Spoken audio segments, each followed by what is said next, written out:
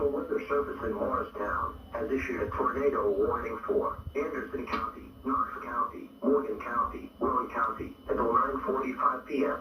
At 9 p.m., National Weather Service Doppler radar indicated a severe thunderstorm capable of producing a tornado 5 miles northwest of Kingston.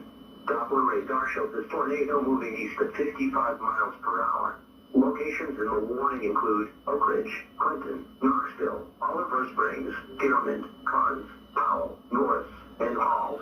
In addition to the tornado, this storm is capable of producing golf ball-size hail with destructive straight-line winds.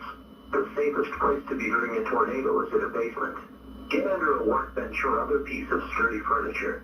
If no basement is available, seek shelter on the lowest floor of the building in an interior hallway or room such as a closet. Use blankets or pillows to cover your body, and always stay away from windows.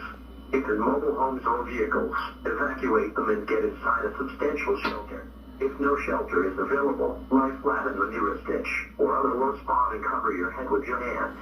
A tornado watch remains in effect until 11 p.m. Friday evening for southwest North Carolina and East Tennessee and southwest Virginia.